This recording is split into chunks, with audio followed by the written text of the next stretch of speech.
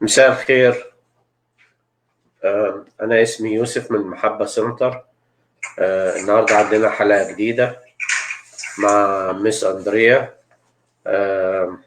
هتكون حلقة غير اللي احنا عملناها قبل كده، فهيكون فيها استفادة أكتر. بس عايز أتكلم عن الحاجات اللي هتحصل معانا في الأسبوع اللي جاي. يوم الحد الجاي هيبقى عندنا حاجة اسمها ليجال كلينيك. هو عبارة مجموعة من المحاميين هيكونوا معانا في مدرسة اسمها ويت ست جنب كنيسة ماري جرجس. ليديا هتنزل عنوان المدرسة. لو في أي واحد عنده أي مشكلة مع اللاند لورد أو مع المالك أو الإدارة اللي هو مأجر منها، وممكن ممكن نعمل له ميعاد يتكلم مع احد المحاميين ويحضر ويقول مشكلته ايه. بس عشان يتعمل ميعاد لازم الشخص يحضر شخصيا، ولازم يقول لنا ياخد الميعاد مع ليديا الاول، ولازم يقول لنا ايه المشكلة اللي عنده ويكون مصورها. دي حاجة مهمة جدا. هيكون في نفس اليوم معانا ناس من الرنتال اللي هو اللي عنده مشاكل في الإيجارات أو الويك أو التنكير. هيساعدوا في بعض الناس هيساعدوا إن هم يملى لك الابلكيشن، أو لو واحد عنده حاجة هيقولوا لك تعمل إيه. في ناس هيبقوا مترجمين كتير في اليوم ده، و هيكون في حاجة للأولاد، صح؟ لو انت جبت اولادك هيبقى في زي حضانه صغيره، او في ناس هيقعدوا مع الاولاد، فما تخافش. نتمنى نشوفكم كلكم الساعه 1:30 للساعه 3:30 يوم الحد الجاي. والعنوان ليديا نزلته على المحبه سنتر. لو اليوم ده خلص بدري هنعمل حلقة أنا والأستاذ أشرف بعديها على طول الساعة 5، واحتمال نتأخر. ولو ما قدرناش هنبعت إن إحنا مش هنقدر نعمل الحلقة، نظرا لأن إحنا هنكون موجودين في المدرسة دي من الساعة 1:30. الدروس الخصوصية للثانوي هتبتدي الأسبوع اللي جاي على زوم. وطبعا لازم الحجز، ولسه لا يزال فيها أماكن لو حد عايز يحجز. يوم الجمعة الجاية مساء في عنوان 701 ميرفيسبورو رود. ليديا مع أحد الشباب التانيين أو الشابات التانيين اسمها نيكي.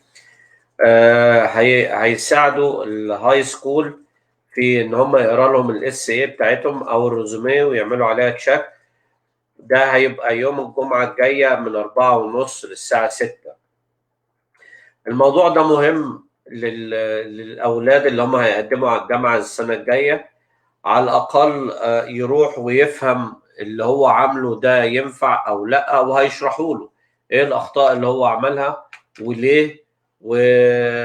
والريزوميه والاس ايه بتاع الثانوية العامة، طلبة الثانوي اللي هم عايزين يقدموا للجامعة، ده شيء مهم جدا. وده شيء بيفرق مع الجامعة إن هم يتقبلوه أو يرفضوه. مش ده شيء بجانب النتيجة بتاعت الاس اي تي والكلام ده كله. في الاي اس ال اللي هو انجلش سكند لانجوج، الكلاس هيبقى يوم الثلاث ويوم الاربع. والكلاس مجانا لحد دلوقتي. هيبتدي من سبتمبر.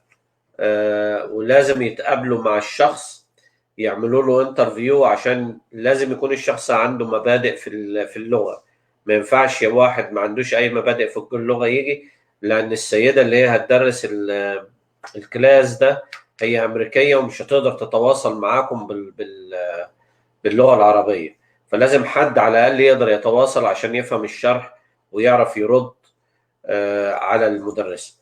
اللي هيجي الامتحان المكان ده يعني، او اللي هيجي يحضر الدروس دي هتبقى من الساعة 4:30 للساعة 6 بالثلاث والأربع. وفي كتب جايه من اوكسفورد وكامبريدج. الكتب دي بتعلم، يعني بتساعدك على تعلم الانجليزي، وهي المدرسه برضه هتشرح لك ازاي تمشي مع الكتب دي. والكتب دي اساسا هي عربي، الموقف بالعربي والموقف بالانجليزي. اللي عايز يشتري الكتب دي، الكتاب ب $25، وده الكوست بتاعنا، ده التكلفه اللي جايه علينا بس للكتاب الواحد. هو اكشلي يعني بتاع كامبريدج هو اكتر من كتاب مع بعض في اللغه. آه، ان شاء الله على يمكن اسبوع او اسبوعين هيكون عندنا مكان قريب. احنا اتفقنا عليه. هو مكان هنعمل منه الحلقات اللي احنا بنعملها، وهيكون في مقابلات وهيكون في انترفيو لحاجات كتيرة، وحتى الأطفال الأولاد اللي هم بتوع ثانوي يمكن مساعدتهم عن طريق المكان ده. في يوم يوم السبت اللي هو سبتمبر 11، أي واحد عايز يتعلم يتعلم إيه؟ سبتمبر 11. Oh, the Narcan training. يتعلم ازاي يتدرب على انه يبقى عنده الشهادة ان هو يقدر يساعد اي واحد واخد مخدرات بنسبة عالية، وفي حالة في حالة يعني في حالة يعني ممكن يجي له سكت. يعني واحد واخد المخدرات بنسبة عالية، في حقنة موجودة ممكن لو الشخص خدها يعني تنقذ حياته. فأي حد عايز يتدرب على الحاجة دي وياخد الباكج دي، هي موضوع ما فيهوش هزار. لازم يتدرب يوم سبتمبر 11، وبعد كده لما يبقى متأكدين ان هو كويس ويقدر يعني يسمع التعليمات ويفهم التعليمات، هيديله باكج هتساعده لو في حاجة لأي حد يقدر يساعده. الأستاذ أشرف دلوقتي هيقدم مدام أندريا، وهنبتدي الحلقة، وبعدين في الآخر أنا هقول كلمة والأستاذ أشرف هيقول كلمة. شكرا لكم. مساء الخير على حضراتكم. طبعا احنا معانا للمرة الثانية أستاذة أندريا هانكوك. هي متخصصة في الوقاية من الجرعات الزائدة لتعاطي المخدرات، وهي مشتركة مع منظمات وإدارات كتير جدا عشان تدريب الأفراد والأشخاص إزاي يقدروا يعالجوا الموضوع ده. لو حد عندك في البيت لا قدر الله حصل إن هو خد جرعة زيادة من المخدرات. الجرعة الزيادة من المخدرات ديت احنا مش بنعني منها الشم والكلام ده، لا، ده في أنواع معينة من المخدرات دي موجودة في الأدوية اللي احنا بناخدها وموجودة في بيوتنا. فممكن اي حد يستخدم الادويه دي استخدامات سيئه، فلازم ناخد بالنا من الموضوع دوت. هنقوله بالتفصيل، هنقول ايه هو بالظبط وايه هو الموضوع دوت. هي حاصله على درجه الماجستير في تعاطي المخدرات وكيفيه علاجها مع مرتبه الشرف من جامعه ولايه تينيسي. بكالوريوس في الخدمه الاجتماعيه، واخده بكالوريوس في الخدمه الاجتماعيه سنه 2018، وهي دلوقتي مستشار للكحول والمخدرات في LADAC، دي الاداره العامه لتعاطي المخدرات وعلاجها. عشان بس نتكلم باختصار عن ممكن حاجات تكون اتقالت في الحلقه اللي فاتت، وهنبتدي نذكر الناس بيها الحلقه دي. احنا هنسالها في الاول كايند اوف ريفريش، يعني تذكير، يعني ريفريش لينا ايه هو المخدر دوت، وايه هو طرق علاجه. في اسباب كتير قوي لحالات الطوارئ المتعلقه بالجرعات الافيونيه الزياده، ولكنها تحدث غالبا او عرضا، يعني بتحصل في البيت.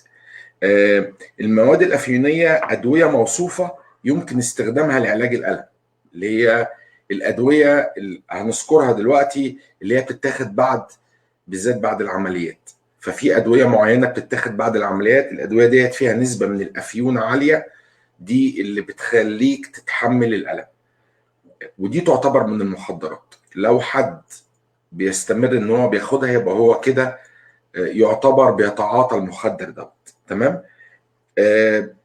هو بتستخدم لعلاج الألم.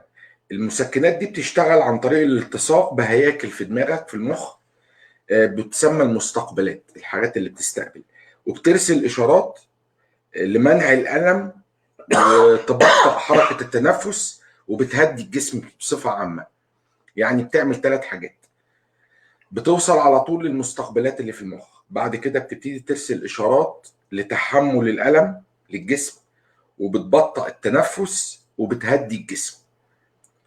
غالبا بيكون الأشخاص اللي بيتناولوها عشان يسيطروا على ألمهم بيبقوا غير مدركين ردود الأفعال العكسية المستعملة. يعني لو حصل حاجة قدامك، أي واحد طبيعي بيبقى ليه رياكشن، أكشن ورياكشن.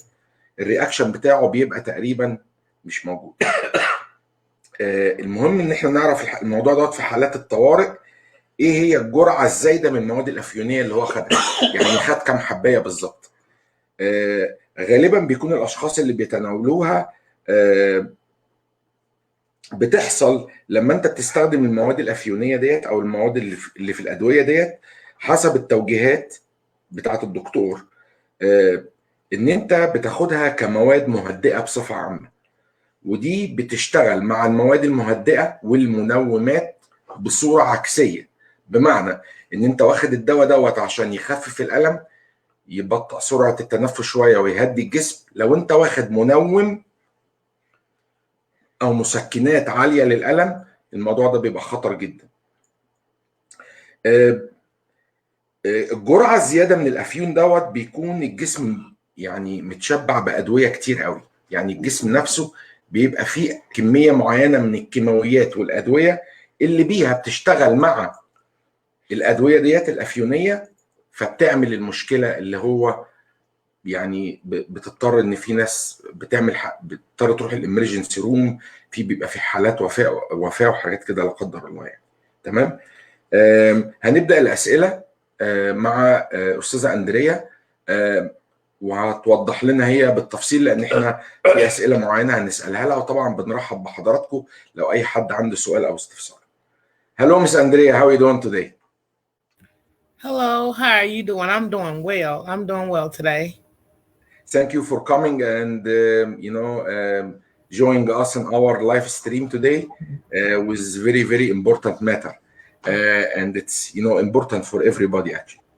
Yes, thank you for inviting me. I just love to educate all communities about the crisis we're experiencing right now with the opioids. اوكي. هي بتشكرنا ان احنا استضفناها النهارده، وهي من ضمن الاهداف الرئيسيه في حياتها عامه بصفه عامه، مش في الشغل بس، ان هي توعي الناس على اخطار وكوارث تعاطي المخدرات، وبالذات المخدرات اللي احنا هنذكر الليسته بتاعتها دلوقتي. We know you explain this last time, but as refresher to our audience, what is the overdosing? Okay.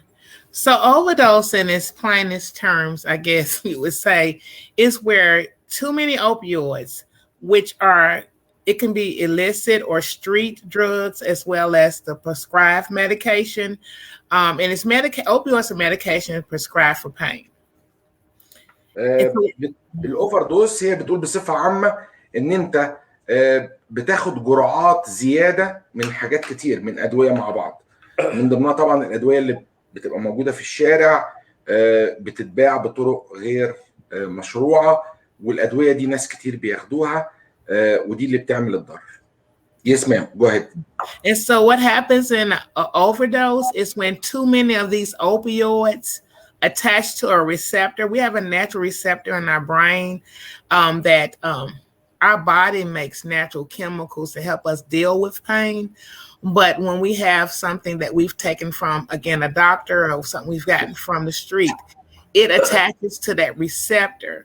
And when too many opioids attach to that receptor, that natural receptor, it blocks pain, but it also slows down breathing. So what happens in an opioid overdose is when too many opioids attach to that receptor, and it slows down and stops breathing. هي بتقول ان زي ما انا قلت كده مركز الاستقبال في المخ اللي بياخد جرعات المخدرات دي او الادويه بيدي اوردرات معينه للجسم. فانت لما بتاخد جرعات زياده من دواء معين او كذا دواء مع بعض، المخ بيدي اشارات للجسم كله ان هو يبطئ سرعه التنفس مثلا، بيهدي الجسم قوي، يديك احساس بالنوم. كل الحاجات ديت من ضمن العوامل اللي بتؤدي للحالات الخطر لما تاخد كذا جرعه او جرعات مختلفه من ادويه معينه. Go ahead, ma'am.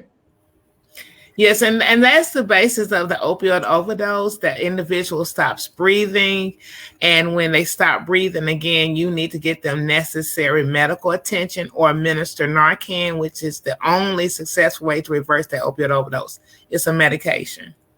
الدواء اللي هي هتتكلم عنه دوت اللي احنا ممكن نديه لحد ابتدى يتوقف عن التنفس، لان طبعا الاشارات اللي جايه من المخ عماله تديله اشارات ان هو يقلل سرعه التنفس عشان يقدر المفروض ان هو يسيطر على الالم بطريقه معينه ويهدي الجسم. بتبتدي دي تدي اوردرات للجسم الجسم مش محتاجها. فالدواء اللي احنا هنتكلم عنه هو دوت اللي بيعالج الموضوع ده. And I like to add that the best way to know if someone's in an overdose these days, because of the crisis that we're in, it can happen to anybody, any population.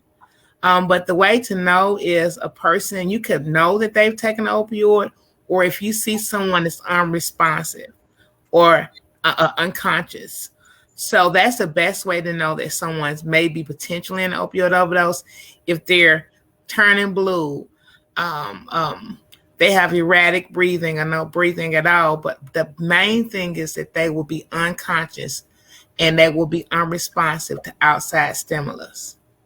هي بتقول ان اللي انت تقدر تشوفه لما يكون في حد عنده الحاله ديت، اول حاجه بتلاحظ عليه ان هو تقريبا في حاله اغماء، مش بيتجاوب معاه خالص، يعني زي ما بنقول عندنا في مصر كده بيبقى مسهم جامد، بتحاول تكلمه وما بيردش عليك، النفس بتاعه بياخده بالعافيه، وكل الحاجات ديت من الاعراض اللي تبين ان الشخص اللي قدامك دوت في حاجه غلط او واخد مخدر بجرعات عاليه المفروض ما كانش ياخدها. Would you please explain to us what is the Narcan is? Okay, so Narcan again is the only way, successful way to reverse an opioid overdose. EMS, when they respond to a potential overdose, they administer it by needle in the outer thigh. But what it is, it has a stronger affinity. We have it in the nasal spray because it comes in 4 variations. We have the nasal spray kind, but it basically has a stronger affinity for that receptor than those opioids. So when you administer it, it goes to that receptor and it pulls those opioids off that receptor and restores breathing. الناركان دوت يا جماعه بالظبط هو علاج للحالات اللي زي كده، علاج مؤقت لغايه ما الامرجنسي يوصل او لغايه ما الشخص ده يوصل للمستشفى. لان العلاج ده ببساطه هو نازل سبراي، يعني بترشه في مناخيره. كان الاول زمان حقن طبعا، ومش كل الناس، في ناس تخاف تدي الحقنه ديت، في ناس مش هتعرف تدي الحقنه، عملوها نازل سبراي. وطبعا ديت حاجه انت لازم تاخد كلاس، ده اللي الاستاذ يوسف قال عليه اللي هو في سبتمبر 11 كلاس مدته ساعه، هيديك سيرتيفيكيت او شهاده تخرج ان انت من حقك يبقى معاك العلاج دوت اللي هي النازل سبراي ديت، وان انت ممكن تعالج حد جات له اعراض جرعات زياده من المخدرات لغايه ما المستشفى او الاسعاف تيجي. الطريقه الوحيده اللي هي بتقول عليها ديت، وهو ده اسم الدواء اللي هم بيعالجوا بيه يعني. Can you show us what is this Narcan and how it's working? Okay, so again, it comes in 4 variations. They have the needle form, and also they have the nasal spray form. So this is it. If you can see in this applicator, it's just like a nasal spray, and so it comes in a container like this, or blister pack.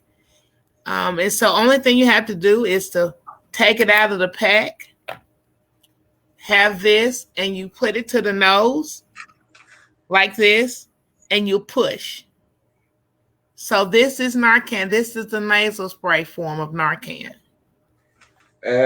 دي شكل علبة الدواء يا جماعة. وهي بتيجي العبوة اللي انتوا شايفينها ديت في الشاشة زي ما هي بتشرح. بتاخد النازل سبراي ديت، تحطها في مناخير المصاب او اللي تعبان قدامك، تبتدي تضغط عليها، تطلع السائل اللي هو بيحاول يحسن من اشارات المخ للجسم ويساعده تاني على عمليه التنفس. وفي حقن برضه. وفي حقن، ما ده انا قلته في حقن، بس المشكله ان في ناس كتير قوي تخاف من موضوع الحقن وما تعرفش تدي حقن، فالنازل سبراي دي افضل طريقه. رش المناخير في العينين ولا ممكن عين واحده بس؟ لا ده في المناخير. يعني عندك تون. Is this gonna be in both of the nose or just one side of the nose? It's just one side. It doesn't matter which side that you administer it. You just again place it on either side of the nostril. It doesn't matter if the person is breathing, and you just want to press.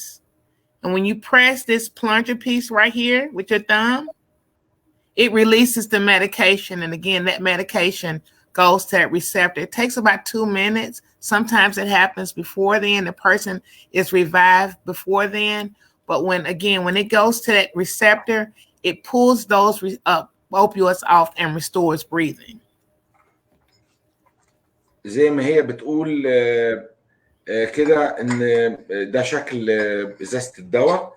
مجرد ان انت بتاخدها بتدوس عليها من النص في ناحيه من نواحي المناخير، هي على طول بتوصل وبتدي الاشارات بتاعتها وتبتدي تشتغل ان تساعد الشخص ان هو يقدر يتنفس. Can we do you have anything else to say about the question, or we move on to the next? Well, I would like to add that there's a lot of skepticism about the medication portion, but it's known. I would like to add this, that if a person is having a stroke or a heart attack, it won't hurt, but it won't help. It only helps with opioid overdoses. And again, it's the only successful way to reverse that opioid overdose. So it's not known to interact with any other medication. It's just an opioid antagonist. It goes to that receptor, and it binds. It has a stronger affinity, and it pulls those opioids off that receptor. هي بتقول مفيش اي حاجه تمنع ان الشخص ده ياخد السبراي دوت لما تكون عنده الحاله دي، حتى لو مريض بالقلب او اي حاجه، لان دي ما بتتعارضش مع الحاله الجسمانيه للشخص. هي بتعالج حاجه معينه بس، اللي هي بتدي اشارات للمخ ان هو يبتدي يدي اشارات للجسم كله ان هو يبتدي عمليه التنفس من اول وجديد. To receive the Narcan, you have to have the training for it or no? Well, we have because we're in such a crisis with individuals dying in all demographics, we have where we can do a mini intervention and go to different like community events or certain neighborhoods and give the Narcan out. And we just have to do a brief intervention with the individual, meaning giving the ABCs of using it. But we do also offer an hour-long presentation through the Tennessee Department of Mental Health and Substance Abuse Services, where you can become certified and you receive that certificate that says you received the basic instructions to administer it, and you're covered under the Good Samaritan Act. So some people want to go that step farther and go through the training, but to receive Narcan, you can maybe get a brief intervention, a training, or you can go through the hour-long training if you want the certificate. ليديا هتكتب لنا في الكومنتات المكان اللي بيدوا فيه الكلاسات ان انت تبقى سيرتيفايد ان انت يبقى معاك العلاج دوت، او ممكن تديه لحد يعني. وده بيتاخد في ادارات كتير جدا، ادارات الصحه والكلام دوت. هي بتقول وهتقول لنا على الاماكن بتاعتها. واحنا قلنا ان 11 سبتمبر هي هتيجي معانا تدي كلاس للناس لو حد حابب ان هو يبقى معاه العلاج دوت، وهتدي له شهاده صغيره زي كارت كده بيقول ان هو واخد الكلاس دوت، ان هو سيرتيفاي ان هو من حقه يحمل الدواء ده، وممكن يديه لو شخص كان تعبان قدامه. You already answer most of the question, but how we can get trained? Did any kind of specification, family member, friend, high schooler, college people, anybody can take this class and give this dose to anybody needed? Yes, me and Lydia now are working on getting some days scheduled for the training to do for individuals to go through the actual hour-long presentation. That presentation is through, again, the Tennessee Department of Mental Health and Substance Abuse Services. Is good for the education that's within it. But only thing you have to do is reach out to myself. Lydia, me and her, again, we're working together to try to schedule some for the community. But it's basically getting that day set up, having a space, or it can be Zoom or it can be in person, where we can have someone that can translate the presentation, so they can go through the whole presentation to get the information that's on the presentation in order to be more aware about the crisis we're experiencing. Okay, perfect. Actually, if we can, I will go to the link. I will try to translate the presentation. In this way, in our class, we can give it to whoever attend in Arabic, which, I think it's gonna help a lot of folks here. أنا سألتها قلت لها مين اللي يقدر يبقى معاه العلاج دوت، وهل من حقه إنه يبقى معاه العلاج ولازم يتدرب؟ مين اللي ممكن يتدرب؟ هل ممكن يتدرب حد في هاي سكول، حد في جامعه، الابهات الامهات، عشان يبقى معاهم الدواء دوت ويقدروا يستخدموه في الوقت الصح؟ هي جاوبتني قالت لي طبعا الكلاس ممكن اي حد ياخده، وهي عندها زي البرزنتيشن اللي هي الكلاس نفسه على برنامج كمبيوتر. انا سالتها ان هي ممكن تجيبه لنا ونترجمه، وبالطريقه ديت احنا ممكن ندي للناس مترجم ساعه الكلاس، ولما بيتكلموا عنه يبقى الناس فاهمه ايه اللي بيتقال يعني. Okay, what else part of the training, ma'am? The training again, I think it's good for individuals to know exactly what's going on. There's a lot of stigma about the opioid crisis that we're experiencing, and so the training helps educate individuals to reduce that stigma, meaning the myths around who overdose and how they overdose. We have individuals who are first-time users overdosing. It's very easy if you're not getting your medication from a pharmacy, or if you're not taking it as prescribed. It's easier than what people think to have an opioid overdose. And so the training kind of educates that, because they're putting fentanyl, which is a very potent synthetic opioid. I cannot talk about the overdose crisis without talking about fentanyl, which is a synthetic opioid that's very potent, that's causing this situation that they're putting in all different substances. It's not just opioids that they're putting that in. هي بتقول ان التريننج في حد ذاته سهل جدا، بسيط قوي.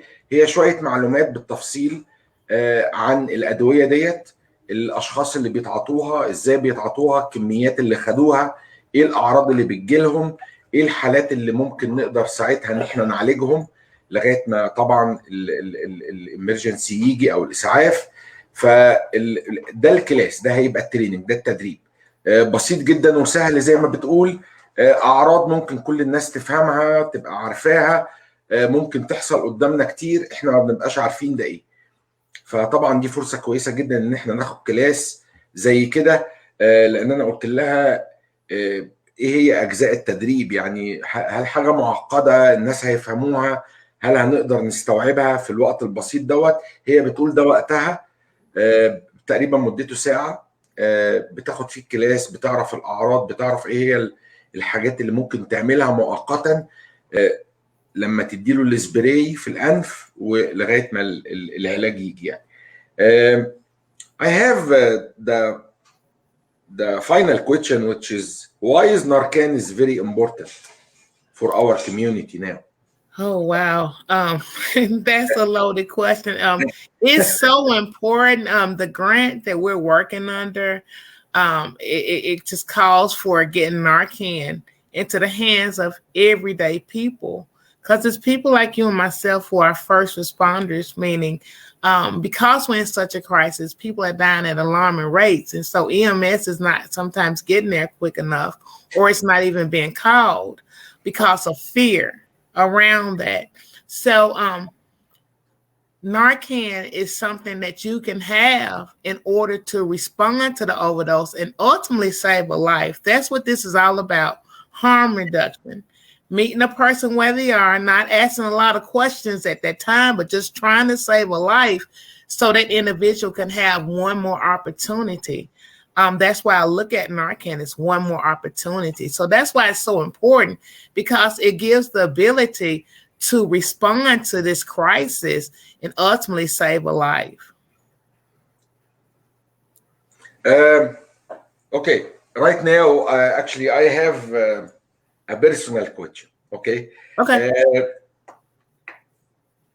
How Narcan or the overdoses affect with other medication? We talk about medication, we get medication to help us sleep, we get medication to calm us down. All this kind of medication, it's coming to be very, very dangerous with the overdose medication. First of all, I need to know what is the kind of names of the medication we talk about it, because too many people right now is asking, there is nobody have this kind of medication, which I did say in the beginning of the speech.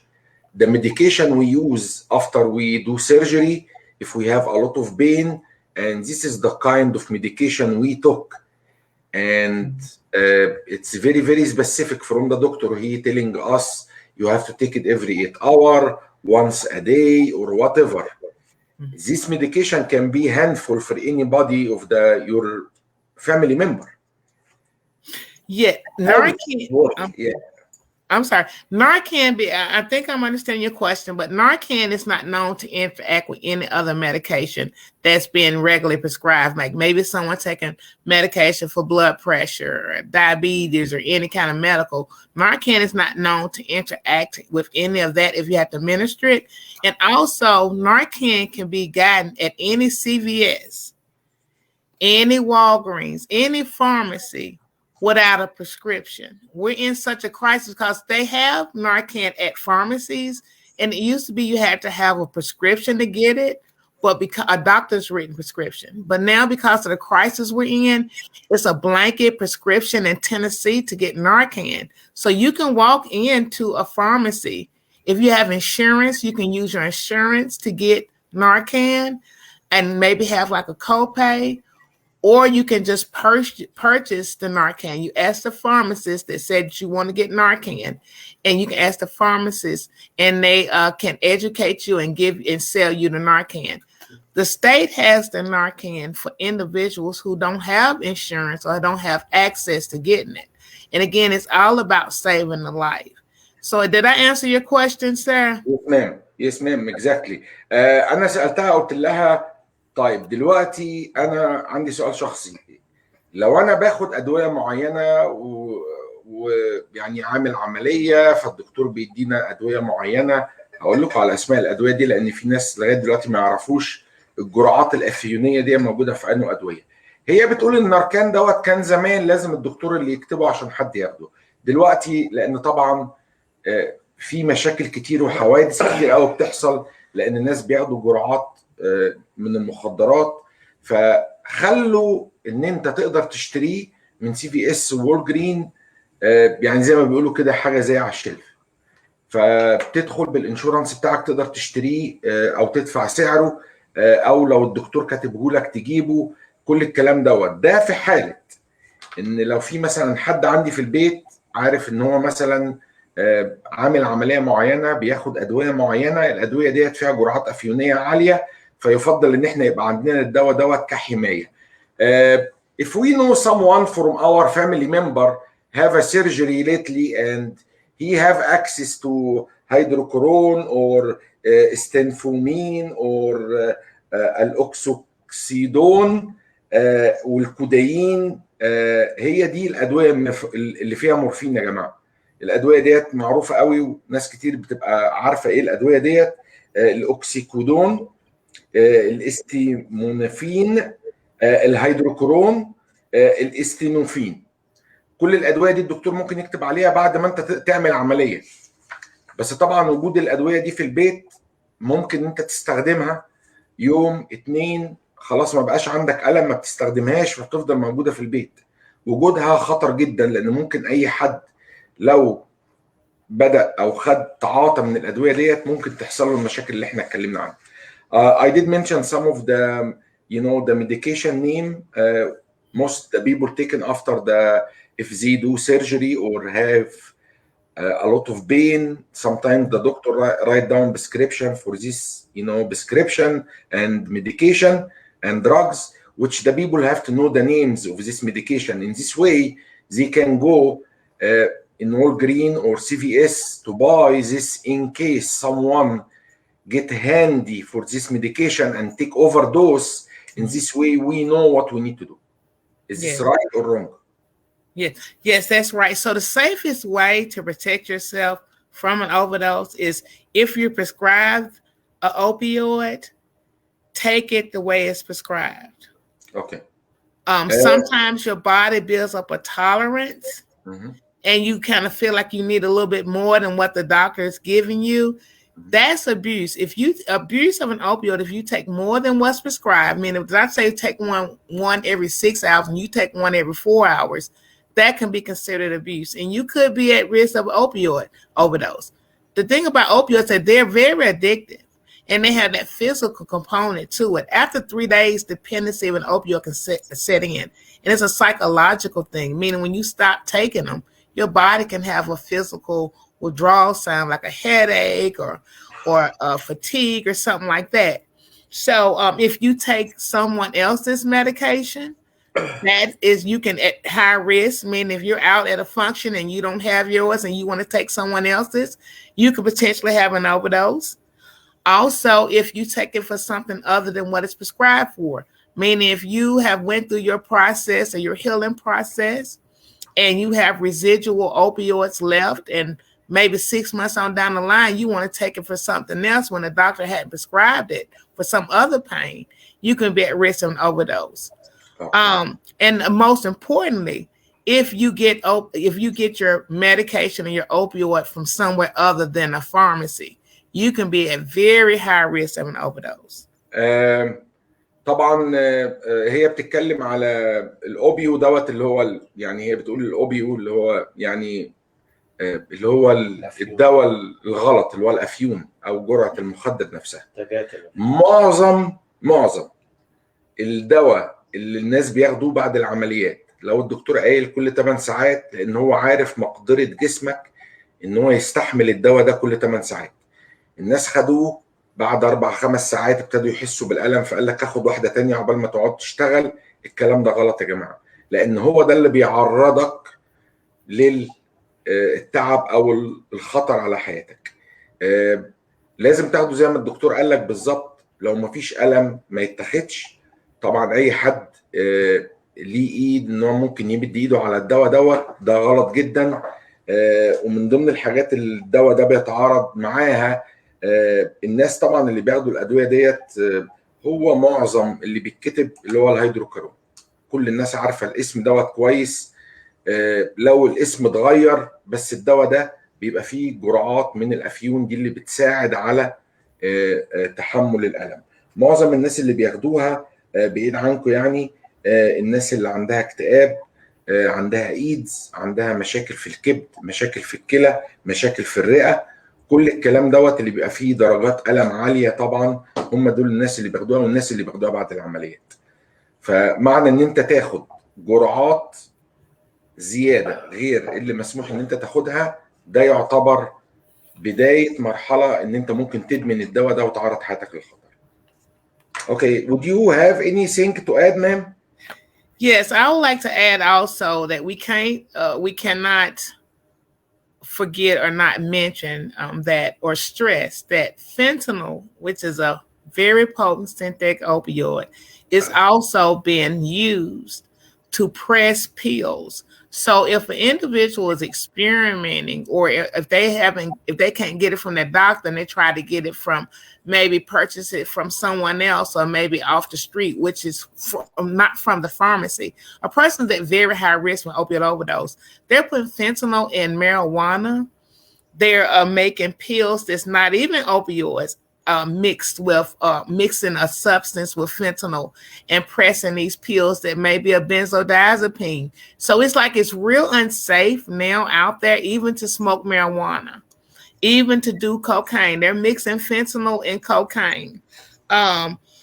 They're mixing fentanyl again with white substances and pressing pills that people may think is Xanax or Ativan, which are not in the opioid family. So if you're taking anything that's not prescribed and given to you from the doctor, you could be at very high risk of an opioid overdose. That's why we're in this crisis. Because again, they're putting it on marijuana, which some people, adolescents or individuals experiment with. But they're even putting fentanyl in marijuana. I heard of someone thinking that they got ibuprofen from someone. They got a pill from a friend, and it was something that was actually laced with fentanyl. That's why we're in this crisis right now, because fentanyl is causing 80% of the opioid overdoses, and they're using it in pretty much anything. So no use is safe during this season, even if a person is experimenting, which we see a lot of that, because individuals think it's people that's in chronic substance use disorder that's overdosing. That's why we had a presentation to reduce the stigma, because it's happening in all demographics across all age ranges. It's not just people that do heroin or use needles. It's people who are normal, regular day, everyday individuals who are getting their pills from a non-traditional source. Maybe like purchasing it from a friend or somebody say that they have some. So I just had to say that. هي بتقول حاجة مهمة جدا. مشكلة الأدوية ديت إن لما بنشتريهاش من الصيدلية أو بنجيبها عن طريق أي حد، يعني الناس اللي في الستريت، يعني الناس اللي في الشارع، الحاجات دي بتطحن وتتخلط بأدوية ومخدرات تانية. الناس اللي بياخدوا حقن، الناس اللي بياخدوا هيروين، ممكن ياخدوا الأدوية ديت يطحنوها يحطوا عليها حاجات تانية، وطبعا يبيعوها بأسعار طبعا يعني بتبقى غالية، والناس بيفتكروها دي المخدرات. الحاجات دي بتبقى خطر جدا لما بتتخلط مع بعض. لما الناس اللي بياخدوا هيروين عن طريق الشم غير اللي بياخدوه عن طريق الحقن، غير درجة فاعلية المخدر على الجسم عن طريق أخدانه إنه مختلط بحاجات تانية. دي معظم المشاكل اللي هم بيشوفوها في الحياة العملية، اللي هو ناس بتوصل تقريبا بتبقى حياتهم انتهت، بيكون بسبب الحاجات اللي زي كده.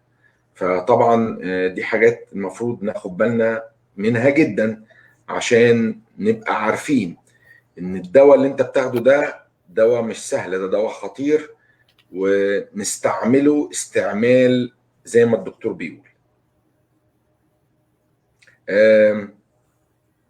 Did anybody have any question from the audience? I think it's someone, Mr. Yusri Salib, asking about في أعراض للفاكسين من أول حقنة. أنا مش عارف حضرتك بتتكلم على أنه فاكسين بالظبط، هل اللي احنا بنتكلم عنه في الحلقة ولا فاكسين كورونا؟ فلو هو فاكسين الكورونا أنا هجاوب على حضرتك دلوقتي. لو ما فيش أي أسئلة تاني، مس أندريا do you have any question? أستاذ يوسف عندك أي سؤال؟ Okay, Miss Andrea, we would like to thank you a lot. Thank you. About ending our live stream today. And if you like to be with us in the live stream, you're free to go if you like, because we have to do some announcement and answer some question from the audience, not belong to our conversation. Okay. Which we thank you a lot, and I hope we see you soon in the class. And Yes, I am yes. willing to take the class, and if you can please just send all the information to Lydia, and we will start to assign the people in. I think we gonna have our class. I don't know if you got this date or no, but it's gonna be September 11. Yes. I don't know, but Yes, sir. it can be a live stream or gonna be on live with the people. We will decide and we will announce it in our page in Facebook. Thank you very much. All right. Thank you so much. Thank you guys for having me. Thank you. Thank you. I appreciate You it. have a good afternoon. Have a good afternoon. Thank you. Be safe. بصوا يا جماعة، طبعا الموضوع مهم جدا، بيتعلق بيه حاجات كتير، بس احنا عايزين نبتدي ان احنا يبقى عندنا جرعة النازل سبراي اللي هي قالت عليها ديت. كلاس هتاخده لمدة ساعة، هتاخد شهادة صغيرة تقول ان انت سيرتيفايد ان انت تدي الدواء ده لحد. طبعا الدواء ده يعني مش عايز اقول لكم اهميته عاملة ازاي. ناخد بالنا على اللي معانا في البيت، على اصحابنا، على كل اللي حوالينا، لان الدواء ده ناس كتير بيبقى معاها الدواء دوت، وممكن اي ايد تطوله تستخدمه استخدام مش صح، ده ممكن يعرض حياتها للخطر، ممكن يؤدي بحياتها. استاذ يسري صليب هو بيتكلم على فيروس كورونا. اوكي. الاعراض بتاعه موديرنا، فايزر، جونسون اند جونسون، كل الحاجات ديت بتختلف من شخص لاخر. انا هتكلم عن نفسي شخصيا. انا لما خدت الحقنه الاولى كل الناس كانوا بيقولوا الحقنه الاولى دي عاديه جدا، هتتعب في الحقنه الثانيه. انا تعبت جدا في الحقنه الاولى وتعبت جدا جدا في الحقنه الثانيه. ده مش معناه ان انا ما اخدش الفاكسين. لو نزلوا هم امبارح على فكره صرحوا ان هم هيدوا الجرعه الثالثه للناس اللي يستحقوها الاول، بعد كده يبتدوا يدوها لكل الناس. لو طلعت جرعه رابعه هاخدها، لو طلعت جرعه خامسه هاخدها. المشكله ان احنا بنتكلم مش على حياتنا احنا بنتكلم على حياه ناس. حياه ناس معناها ايه؟ الناس اللي حوالينا. انتوا عارفين ان دلوقتي من ضمن الارقام اللي ظهرت في فلوريدا ان 75% الناس اللي عندهم دلتا فايرنت دلوقتي اطفال اقل من 12 سنه، ودي حاجه احنا ما شفناهاش قبل كده. لما الناس عيت بالفيروس في الاول خالص السنه اللي فاتت كان عدد الاطفال قليل جدا اللي عيان بيها. طبعا في ناس خدت الفاكسين كتير، في ناس ما خدتش الفاكسين. هو ده اللي عمل المشكله، ان الناس اللي ما خدتش الفاكسين تعرضها للفيروس بطريقه اكبر، فعاليته على الجسم بطريقه اكبر، يعني الضرر بتاعه اكبر للناس اللي مش واخده الفاكسين. على فكره مش معنى ان انت واخد الفاكسين ان انت مش هيجيلك دلتا فايرنت، لا. الدلتا دوت عباره فيروس هو كورونا بالظبط، بس حول من نفسه، يعني حسن من نفسه، حسن من ادائه، بقى سرعه انتشاره اكبر، وده اللي خلاه يجي للاطفال اقل من 12 سنه. سرعه تاثيره على الجسم اصعب، يعني بيتعبوا منه اكتر. فده معناه سواء كانت الجرعه الاولى الجرعه الثانيه بتختلف من شخص للتاني. في ناس خدوا الفاكسين حسوا بألم في ظهرهم، في ناس جات لهم كورونا حسوا بصداع، في ناس جات لهم كورونا حسوا بألم في الصدر وكحة. بتختلف من شخص لشخص، وده يعني الحمد لله كل الكلام دوت كل الدكاترة بيقولوه، ومالي الانترنت، الموضوع مش محتاج. بس الرأي العلمي الطبي بيقول ان اللي واخد الفاكسين سرعة تأثير الفيروس على جسمه بيبقى أقل بكتير. مش هتوصل ان انت تروح المستشفى ويبقى على جهاز تنفس والكلام ده كله، لا. هيجي لك كأنه دور انفلونزا عادي، بس دور انفلونزا شديد شوية. وده حاصل مع ناس كتير جدا، ويعني ربنا طمنا على الجميع. بس الفيروس شديد يا جماعة، الموضوع كبير جدا. المشكلة ان هم مش عايزين يقفلوا البلد تاني، لان خلاص السورسز راحت. في فلوس كتير قوي اتصرفت في الموضوع الاولاني والان امبلويمنت والكلام دوت، فهو مش هيقدر يحمل الاقتصاد انه يقفل البلد قفل تاني. ده بيعتمد علينا احنا ان الناس تاخد الفاكسين، لو نزلت جرعه ثالثه ناخد الجرعه الثالثه، مش عشاننا بس، عشان نحمي اللي حوالينا. الفاكسين مش هزار، ده الناس بتدرس وبتحلل وبتجربه على آلاف الناس. بيقعدوا يقول لك ده هم الميديا اللي بيقولوا الكلام دوت، المستشفيات فيها اماكن مفيش ممرضات كفايه في الامرجنسي روم. لا، لو حضرتك شاكك في الكلام دوت وعارف ان كل دي اشاعات، وان الميديا اللي بتأهل الموضوع دوت او بتقول الاخبار دي واخبار مش صح، بكل بساطه انت ممكن تروح تقف قدام مستشفى امرجنسي روم، يعني مثلا ستون كريست في سميرنا، الباركنج لوت بتاعها كبير جدا، روح اقف بعربيتك شويه كده وشوف ايه اللي بيحصل، اتفرج.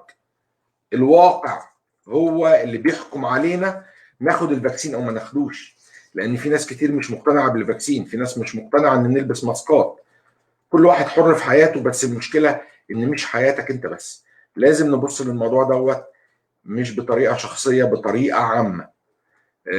لو طبعا ولايه تينيسي من اقل الولايات اللي خدت الفاكسين بنسبه تقريبا 42% وصلوا دلوقتي، لان بعد دلتا بدا ناس كتير ياخدوا الفاكسين دلوقتي يغيروا فكرهم، بس 42% من الناس اللي عايشه في تينيسي واخده الفاكسين.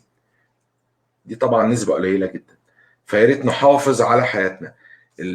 الفاكسين ايا كان اعراضه الجانبيه هتكون ايه، مش زي اعراض ان انت يجي لك الفيروس بتاع الدلتا او كورونا دلتا. في فرق كبير قوي ما بينهم. الفاكسين مش بيديك دواء، ده بيديك اميون سيستم، اجسام مضاده بيدخلها جسمك، بحيث ان هي لما تستقبل فيروس كورونا تقدر تقاومه بالطريقه الصح. لبس الماسك يا استاذ يسري، لازم نلبس ماسكات.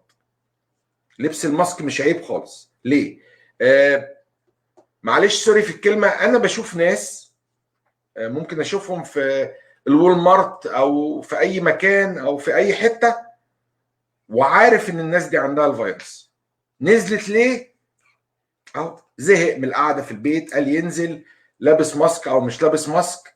احنا كده بنضر بعض، زي ما عملنا الاول اللي يجي له الكورونا يقعد في البيت 15 يوم منعزل تماما، بالذات لو عندك اطفال اقل من 12 سنه، معنى كده ان هم ما خدوش الفاكسين. يا جماعه اللي ما خدش الفاكسين ياخده، بكل بساطه من الاخر. الفاكسين مهم، احنا مش بنشجع سياسات ولا بنقول احنا مع دكتور فاوتشي ولا الكلام ده كله، لا، احنا بنتكلم في واقع ناس بتاعيه. روح اقف بعربيتك قدام امرجنسي روم او مستشفى، هتشوف اللي انا بتكلم عليه ده ايه بالظبط. ربنا يحافظ علينا كلنا وما يحوجناش ان احنا نعمل او نروح لمستشفى او لاي حاجه. حلقه مهمه عن المخدرات يا جماعه، يا ريت لو تقدروا تشوفوها من الاول، تشوفوا الاسئله، وان شاء الله يبقى في كلاس قريب مع ميس اندريا هتدينا الكلاس وتدينا النظل اللي بيها انت تقدر تساعد اي حد واخد جرعه زياده من المخدرات. اسف للاطاله، اتفضل يا استاذ يوسف. اولا يعني انا عايز اشرح ليه الحقن مهمه ليه استعمالها مهم. الحقن دي كلها عباره عن بروتين، والفيروس سواء دلتا او الكورونا الاصلي دايما بيجي علشان يهد البروتين اللي في جسم الانسان وبعد كده يتحكم في الانسان. فهي بطريقه سهله او طريقه رياضيه، فلنفرض انك انت عندك كميه بروتين 20% مثلا، ولما بتاخد الحقنه ب 20 تانية والحقنه التانية ب 20 تالتة، بقى عندك حوالي 60% من البروتين. لو جالك فيروس سواء كورونا او دلتا ب50 او ب60 هتبقوا متعادلين، فهتبقى انت لسه واقف على رجلك. لكن لو جالك ب100 هتتبهدل اخر بهدله. طيب انت لو ما خدتش الحقنتين دول وعندك ال20 وهو جالك ب100، دي حاله امرجنسي. فهي الفكره كلها هل الحقن ليها اعراض؟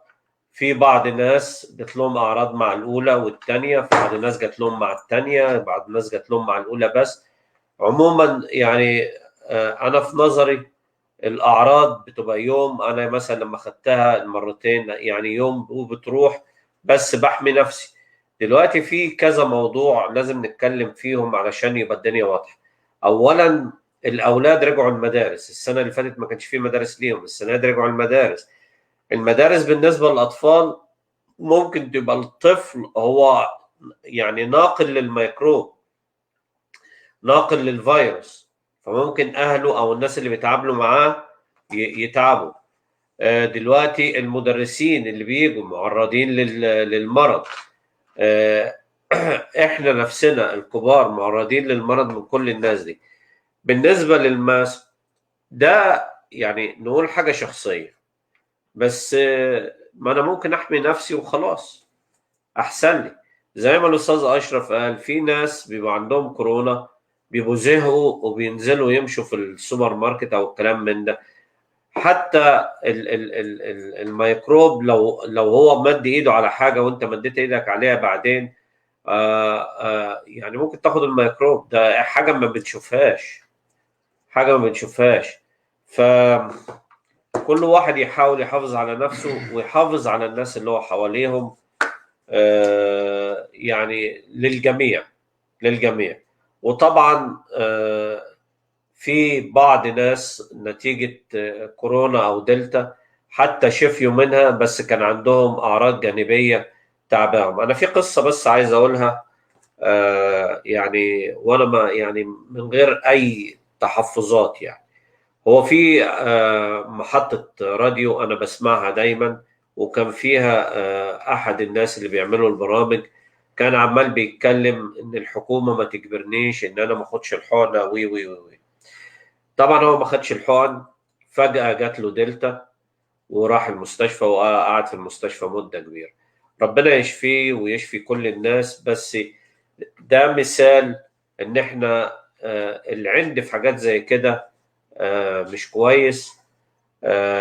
لو واحد خد ما شفناش عن واحد خد الحقنتين ودلتا جه جامد عليه الا باعداد قليله قوي. ف على الاقل 5% اللي هم قالوا عليه. على الاقل يعني في نقطه احنا عارفينها، ان اللي بياخد الحقن بيبقى يعني في حته من الحمايه ليه شويه. فاتمنى ان الكل ياخدوا الحقن، كلنا نحافظ على بعضينا ونحافظ على اولادنا، لان اولادنا ممكن الفيروس ما يشتغلش معاهم جامد، بس يكونوا نوع من انواع النقل لينا. وخصوصا اللي عنده سكر، اللي عنده قلب، اللي عنده كبد ولا كلى، الناس اللي هم الاميون سيستم بتاعهم ضعيف. نتمنى سلامة كل الناس، وان الفيروس ده يروح بسرعة ويستر علينا كلنا.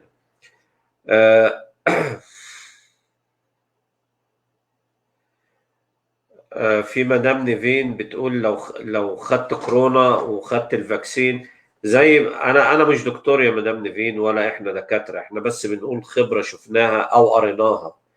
اللي انا اعرفه زي ما قلت لاي حد، هي عباره عن كميه من البروتين. بتبقى كل ما البروتين يبقى عالي في جسمك كل ما يقدر يحارب الفيروس اللي جاي. هي قصه في البروتين نفسه بس، لان ده حاجه بتاكل حاجه، فده بروتين بياكل بروتين، والبروتين ده حاجه اللي هي الجسم كله معتمد عليها، فبالتالي اجزاء في الجسم بتتاثر. طبعا مثلا من الفيروس بتاع كورونا كان بيمشي في الحتت اللي فيها ميه زي اللسان او المناخير، علشان المواد اللي والعين كمان. والعين عشان برضو في لوبريكيشن في العين يعني. ف يعني انا عشت زمان ايام كان اسمها ايه، كوليرا في مصر وانا صغير. كان الناس بيجيبوا كل الاكل ويحطوه في ميه وخل وكلام من ده وبعدين يطبخوه. والناس يعني في مصر الناس القدام يعني ما كانش فيه حاجه تتحط في بقنا الا يا اما تتغلي الميه مغليه او محطوطه في خل وميه. الموضوع طلع بسرعه. طبعا اغلبكم ما شافش الوقت ده، بس انا فاكر ان انا كنت صغير، والتعليمات تشرب ميه متسخنه وما تحطش حاجه في بقك الا لما تكون محطوطه في خل وطالعه من الخل. And that's why future generations didn't get to suffer because that generation. وده طبعا ما اثرش على ان اغلب الجيل ده جات له امراض او حاجات زي كده. ربنا يعدلنا الوقت العصيب ده. انا هقول بس كم حاجه عن مس اندريا قالتهم. هي كانت بتتكلم عن حاجه مهمه جدا، اللي هو حد عمل عمليه وعنده ادمان. طبعا ده غير اللي هو بيروح يعمل ادمان عن طريق الادويه اللي مولوده في الشارع، بس ده نفس القصه للاثنين. بالنسبه للناس اللي بيبقوا عيانين، الدكتور بيديله دواء. الدواء ده مثلا 40 حبايه ولا 50 حبايه زي ما هي قالت، بدل قال له مثلا خدها كل 6 ساعات، راح هو قال لك لا انا تعبان اخدها كل 4 ساعات وكده. ساعات بيبقى جسمه ما ينفعش ان هو يستحمل ده كله، ودي بيسموها اوفر دوز او واخد زياده عن الجرعه الاصليه دي. فده ممكن ياثر على ان التنفس بتاعه يضعف قوي والقلب يضعف، وطبعا ده بيؤدي الى الوفاه. في اللي هو النازل، في الدواء ممكن يترش في المراخير لانقاذ الشخص ده لما يكون يعتبر في حاله غيبوبه قبل الوفاه. طبعا ده برضه ممكن يستعمل للاشخاص تانيين اللي هم عن طريق المخدرات اللي هي في الشارع.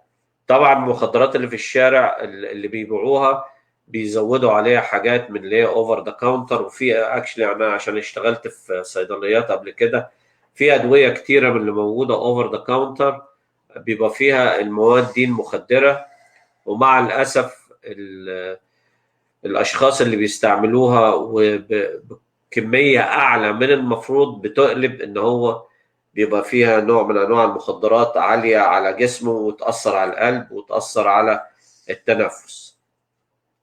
ولو القلب والتنفس اتاثروا ده بدايه للوفاه.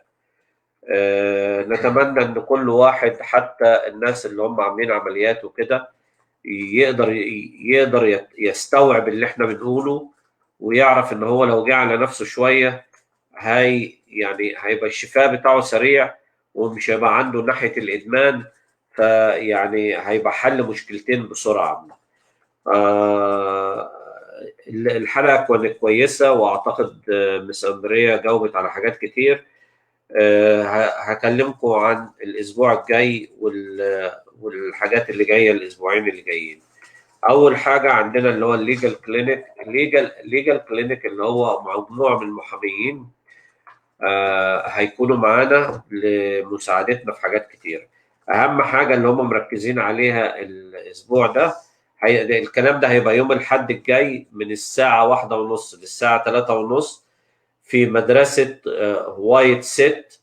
هي جنب كنيسه ماري جرجس، وليديا نزلت عنوانها على البرنامج بتاعنا النهارده. نتمنى اي واحد عنده مشكله مع اللاند لورد او مع اللي يملك المكان اللي هو ساكن فيه، any appliances that are broken, any لو عندك اي اجهزه بايظه، لو عندك صراصير، لو عندك الشبكه اسمها ايه اللي على الباب دي؟ الشبكه the window screen. السكرين بتاع اللي هي الحديد الخفيف ده، اللي هي بتمنع دخول الحشرات وكده. لو عندك اي مشكله في شقتك، او حتى لو مؤجر بيت من حد وعايز تشتكي، تعالنا. بس قبل ما تيجي لازم تعمل حاجتين: تتصل بليديا وتقول لها ايه الموضوع، وتاخد صور للي انت جاي تتكلم عليه. الناس دي الساعه بتاعتهم، الواحد منهم الساعه بتاعته $200. مش هيجي بقى وتقول له ازيك عامل ايه صباح الخير انت جاي منين ولا واخد شهاده ايه. وجايبين مترجمين، وهيبقى في عندنا مترجمين. يس. ايوه يا استاذ يسري، ده هيكون الفطار. الفطار اللي يجي يجيب الغدا معاه. لا احنا طبعا خلاص يبقى كده يا جماعه، استاذ يسري هيجيب لنا الاكل بتاع فطار العذراء، وهيجي يدونا في الكلاس كلنا نتغدى مع بعض. دبست نفسك يعني انت اللي جايبه لنفسك. المهم هو هيكون في اكل صح؟ هيكون في اكل عندنا، و هتكون معانا لجنه تانية لاي واحد عنده مشكله في انه مش قادر يدفع الايجار بتاع الشقه بتاعته، او للي عايز يقدم على الويك او التنكير. بتوع التنكير هيبقوا للمساعده بس، يعني يقول لك تعمل ايه او الموضوع ازاي، او في مشكله في الابلكيشن، او لو في مشكله في الابلكيشن اللي انت عملته والكلام ده كله. المواضيع دي كلها مجانا. لو عندك اولاد ومش عارف هتعمل معاهم ايه، عندنا حد هيبقى يتولى يعني الشباب هيقعدوا مع الاولاد عشان انت ما تتلخمش. حاجه تاني، في جيم so they can play basketball with soccer. وممكن الاولاد يلعبوا في كوره شويه. وطبعا هيكون في عندنا مترجمين. خلينا نعتبره اليوم ده في كذا منظمه جايه معانا، يعني في كميه من المنظمات. هي ليديا اللي ابتدت الموضوع، بس الموضوع كبر شويه. اللي عايز يجي ويقابل المحاميين لاي حاجه يتصل بليديا، ما يجيش على اخر يوم. الشغل ده ما بينفعش، الناس دي منظمين وما بيحبوش المفاجآت. فرجاء نحترم اليوم ده للي عايز يجي، علشان يعني الاستفاده تبقى اعلى ونقدر نكلمهم يجوا مره تانية. ما هو لو حصلت مشاكل ما هيقول لك لا انا مش، انتوا مش منظمين وكده. يوم الحد الجاي الحلقه بتاعتنا هتعتمد على اللي هيحصل في الليجل كلينيك. هو احنا لحد دلوقتي هنعملها انا والاستاذ اشرف، بس لو حصل تاخير او حصل اي حاجه هنبعت لكم ان احنا لغيناها. ان شاء الله هتبقى حلقه كويسه عن حاجات كتيره بالذات لاصحاب البيزنس. وطبعا الاستاذ اشرف هيقدم لنا ريبورت عن دلتا والاشغال وايه الاوضاع اللي موجوده دلوقتي. الدروس الخصوصيه هتبتدي للثانوي على زوم، فرجاء التسجيل مع ليديا. مش عندنا. I just want to say ايه we don't have room for anyone to register. I just want to say الاماكن كلها اتاخدت خلاص. طيب هي طبعا على زوم بس الاماكن اتاخدت. ف ده بالنسبه للطلبه اللي هم حجزوا. يوم الجمعه مساء، الجمعه we get a lot of questions still of people asking, so I want to just stay public. We have another question, Lydia. Someone was asking about the test for the immigration. Yes, that class is ending this week. If we find another مدرس we can restart it. He has كل المعلومات، فبس عايزين المدرس. طيب هو استاذ يوسف الله يخليك تجاوب على السؤال ده. كان واحد بيقول على اسئله الجنسيه.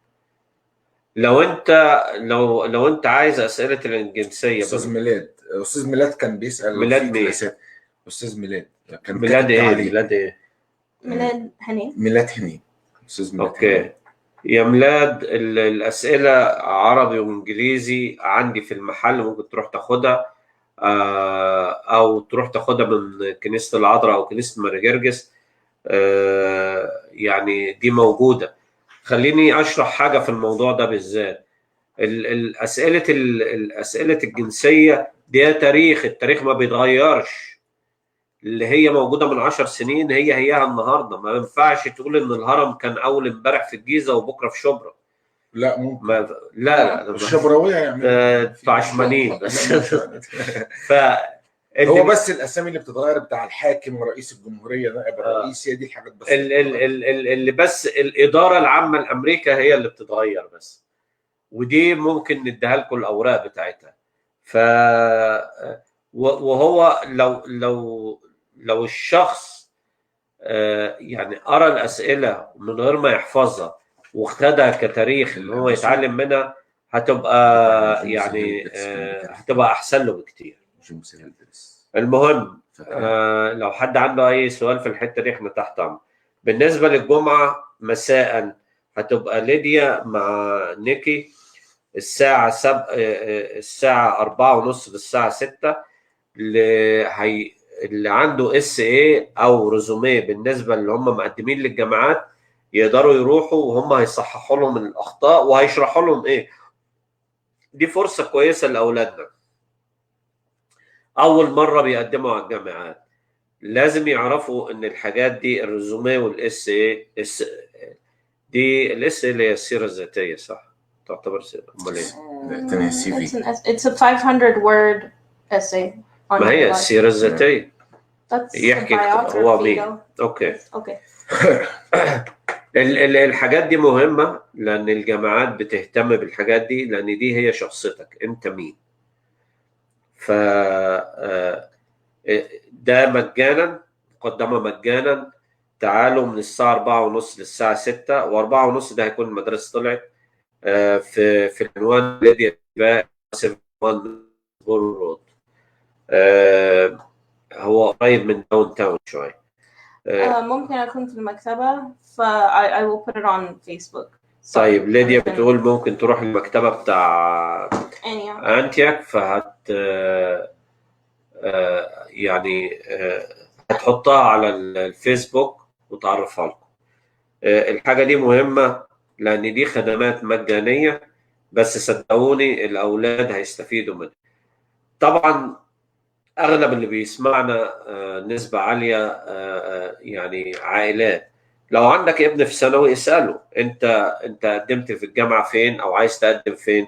طب ما تيجي تروح للناس دول، وممكن احنا مش هنتريق عليهم، احنا هنقول لهم اللي انت عامله ده ممكن يكون كويس، بس ممكن نعدله بالطريقه الفلانيه للاسباب الفلانيه. ده يعني عباره عن توضيح لحاجات كتير. ولو الطفل ما استفادش، يعني انا ما اعتقدش ان هو مش هيستفيد، لان ليديا ونيكي عندهم خبره اكتر طبعا بكتير. هي طريقه علميه ما فيهاش وجهات نظر اصلا. هي مش وجهات نظر، دي طريقه علميه ازاي تقدم. والكوليج ابلكيشن كمان يقدروا يساعدوا فيه. وفي حلقتين على فكره يا جماعه تقدموا، كانت ليديا واستاذ يوسف حلقتين عن التقديم للكليات. الحلقتين دول مهمين جدا. وفي حلقه احنا عملناها زمان لو تفتكروا مع دكتور جيمس هيلدرز. جيمس هيلدرز دوت من اكتر الدكاتره العلماء في موضوع الفاكسين والامراض المعديه والكلام دوت. ارجعوا للحلقه دي، احنا هنكتبها في التعليقات كانت بتاريخ ايه.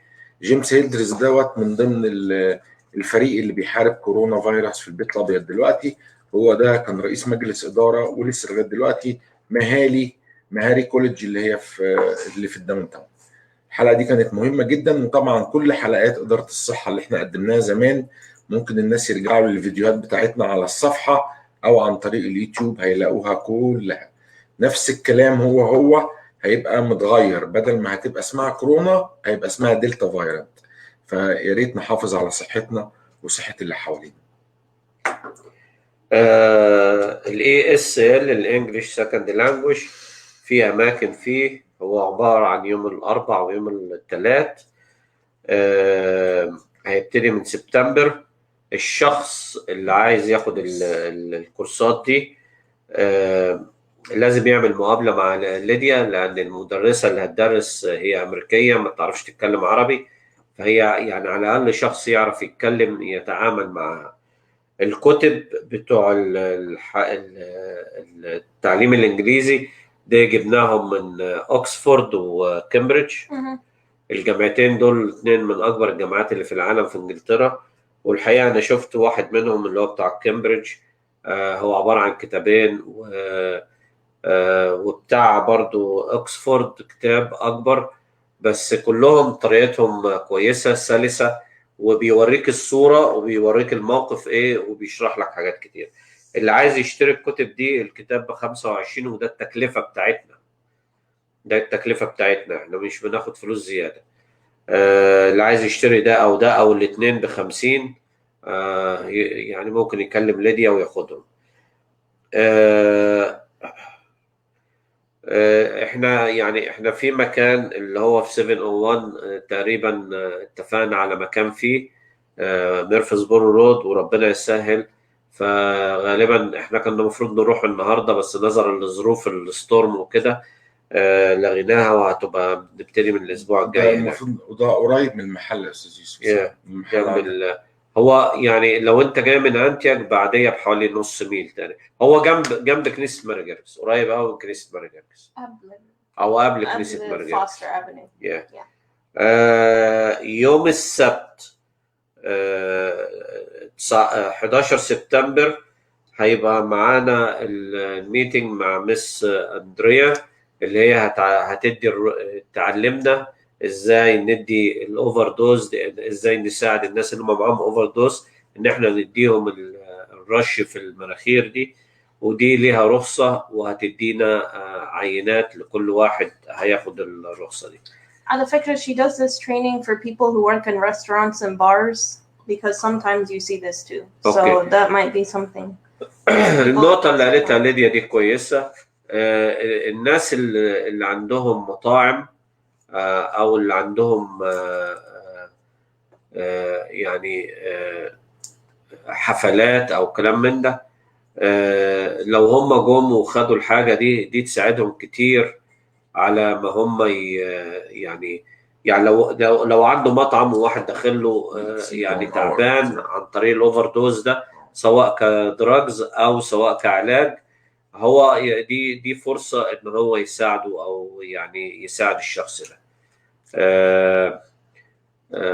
نتمنى الخير للجميع ونشكركم جميعا على هذه الحلقه. في اي حاجه؟ لا شكرا جدا يا جماعه ليكم، تصبحوا على خير ويا رب دايما نكون بسلام وصحه بصفه عامه، ونشوفكم في المدرسه اللي هي وايت او ويت ست اللي هي موجوده جنب كنيسه ماري جرجس، وليدي هتنزل الاعلان بتاعها يوم الاحد اللي جاي من الساعه 1:30 للساعه 3:30. شكرا لكم، سلام، تصبحوا على خير.